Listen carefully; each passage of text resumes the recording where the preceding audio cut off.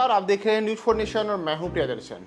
मौजूदा समय में लोकसभा के चुनाव चल रहे हैं और आए दिन चुनावी जनसभाओं में कई नेता एक दूसरे के खिलाफ अलग अलग किस्म की अमर्यादित टीका टिप्पणियां भी करते हैं। लेकिन आपको पता है, एक दौर ऐसा भी था जब कोई जूनियर नेता अपने सीनियर नेता पर अगर कोई अमर्यादित टिप्पणी कर दे तो उसे इस तरीके की धमकी दी गई कि अगर तुमने फिर से ऐसा कुछ किया तो तुम्हारी 7 पीढ़ियों में भी कोई गुंडा पैदा नहीं होगा। जी हाँ, हम आज लोकसभा चुनाव के जब इस दौर में अलग अलग किस्म की बातें चल रही हैं, टीका टिप्पणियां हो रही हैं, तो आपको एक ऐसा किस्सा सुना रहे हैं जिसे आज भी देश की सियासत में एक नजीर के तौर पे देखा जाता है कि कैसे एक नेता ने 2 बड़बोले नेताओं को सख्त हिदायत दी थी।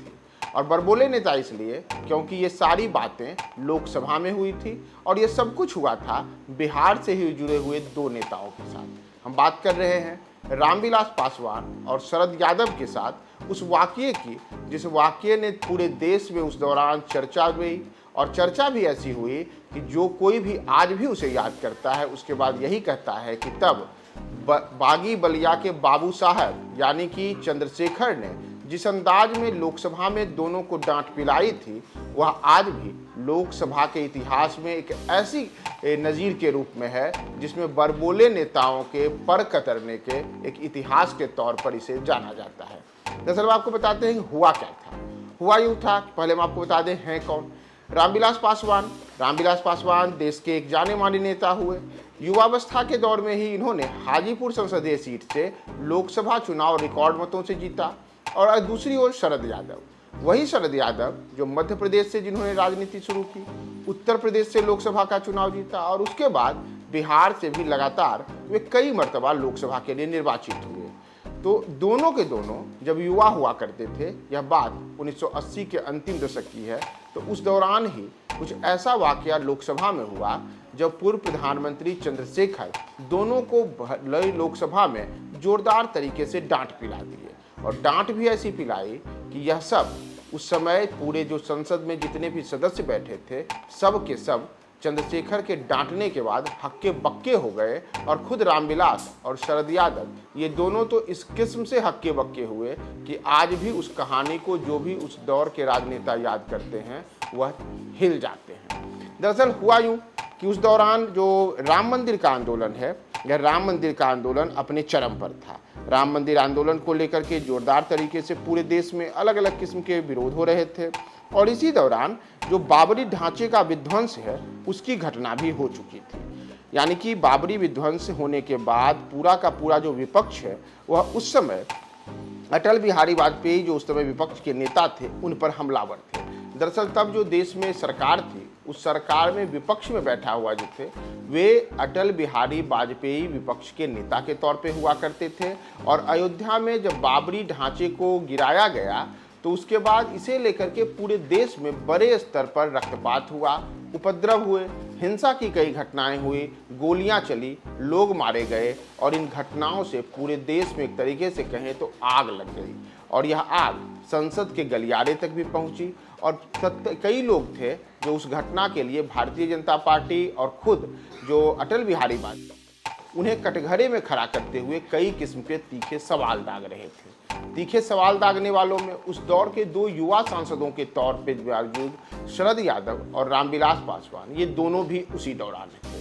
और उन्होंने अटल बिहारी वाजपेयी को लेकर के कई ऐसी बातें कर दी थी जो आम तौर पर अपने वरिष्ठ नेताओं को लेकर के, जो सामान्यतः जूनियर नेता होते हैं, वह संसद में कुछ बोलने से बचते हैं। खासकर उस दौर में तो स्थिति ऐसी थी कि अटल बिहारी वाजपेयी हों या फिर जो उनके कल के जो बड़े नेता थे, उनके खिलाफ जो युवा नेता हुआ करते थे वो बोलने के पहले काफ़ी सोच समझकर बोला करते थे। लेकिन उस दिन शरद यादव और रामविलास पासवान ने कुछ ऐसा बोला कि शरद यादव और रामविलास को डांट देने के लिए खुद चंद्रशेखर को सक्रिय हो जाना पड़ा। और चंद्रशेखर जो अपने एक तल्ख मिजाज के लिए जाने जाते थे, उन्हें कहा ही जाता था कि वे तो बागी बलिया के बाबू साहब हैं। तो वो बाबू साहब उस दिन संसद में रौद्र रूप में आ गए।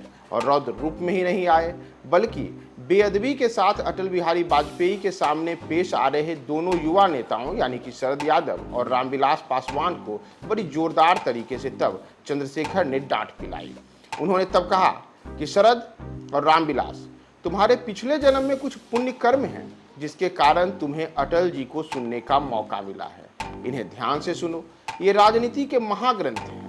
और तब शरद यादव ने दबंगई दिखाते हुए चंद्रशेखर को टोक दिया। दरअसल हुआ यूं कि जब शरद यादव और रामविलास पासवान दोनों के दोनों अटल बिहारी वाजपेयी पे हमलावर थे, तो उसी दौरान चंद्रशेखर ने उन्हें उनकी बेअदबी को लेकर के उन्हें डांट पिलाई और कहा कि तुम तो धन्य हो कि तुम उस सदन में बैठे हो जहां तुम्हारे सामने बैठने के लिए अटल बिहारी वाजपेयी जैसे कद के नेता हैं जिन्हें सुनने के लिए लोग तरसते हैं, लेकिन तुम इनके सामने इस बेअदबी से बात कर रहे हो। जैसे ही चंद्रशेखर ने ये बातें कही, उसी दौरान जो शरद यादव थे, शरद यादव भी अक्सर ही आक्रामक रहा करते थे और शरद यादव ने इसी दौरान एक तरीके से कहें तो दबंगई दिखाते हुए कह दिया कि अध्यक्ष जी आप इस तरीके से मत बोलिए। और चंद्रशेखर को इतना बोलना ही, शरद यादव ने जैसे ही ये सारी बातें कही कि चंद्रशेखर आग बबूला हो गए। आग बबूला ही नहीं हो गए, बल्कि उन्होंने बड़ी तेजी से शरद यादव और रामविलास पासवान दोनों को कहा कि अगर फिर से ऐसी बातें कही ना तो तुम्हारे पूरे परिवार में अगले 7 पीढ़ियों में भी कोई गुंडा पैदा नहीं होगा। और कई तरीके से उन्होंने डांट पिलाई। पूरा सदन उनके इस डांटने से वहाँ पे भौचक्क रह गया कि चंद्रशेखर जो अक्सर ही बिल्कुल काम की बातें बोलते हैं और जिसके ऊपर टूट पड़ते हैं तो उनका गुस्सा फिर संभाले नहीं संभलता है, तो उनका गुस्सा उस दिन भी 7वें आसमान पर चढ़ गया। वो अभी किनके लिए? अटल बिहारी वाजपेयी के लिए। कौन अटल बिहारी वाजपेयी? जो कि सामान्यतः चंद्रशेखर की तुलना में उनसे अलग विचारधारा के थे, अलग राजनीतिक मत के थे। एक और जहां चंद्रशेखर समाजवादी विचारधारा से आते थे, तो वहीं अटल बिहारी वाजपेयी उग्र हिंदुत्व के जो पोषकों के तौर पे माने गए, उनमें उनके नाम रहे। दक्षिण पंथ की विचारधारा उनकी रही। बावजूद इसके दो विचारधाराओं के होने के बाद भी शरद यादव और रामविलास पासवान ने जब अटल बिहारी वाजपेयी को लेकर के अलग किस्म की भाषा का प्रयोग किया, अमर्यादित आचरण एक तरीके से किया, तो इसमें अटल बिहारी वाजपेयी के समर्थन में खुद तब बागी बलिया के आने वाले बाबू साहब यानी कि चंद्रशेखर उतर गए और उन्होंने बड़े ही जोरदार तरीके से दोनों को डांट पिलाई। नतीजा हुआ कि ये डांटने के दौरान जिन शब्दों का उन्होंने प्रयोग किया वो शब्द आज भी सुने जाते हैं कि उन्होंने साफ तौर पे कहा कि तुम्हारी आने वाली पीढ़ियों में भी कोई गुंडा पैदा नहीं हो पाएगा अगर तुमने फिर से ऐसी बातें अटल बिहारी वाजपेयी के बारे में कही। तो मौजूदा दौर में जहां राजनीति में अलग अलग नेता अपने विरोधियों के खिलाफ बोलते समय भाषा की सारी मर्यादा तार तार कर देते हैं, तो एक दौर वह भी था जब अटल बिहारी वाजपेयी और चंद्रशेखर भले ही दो विचारधारा के थे, लेकिन जब अटल बिहारी वाजपेयी पर रामविलास पासवान और शरद यादव ने भाषाई मर्यादा को लांघा तो उनके बचाव करने के लिए खुद तब चंद्रशेखर सामने आ गए और उन्होंने तभी कहा था कि तुम्हारी आने वाली पीढ़ियों में भी कोई गुंडा पैदा नहीं हो सकेगा।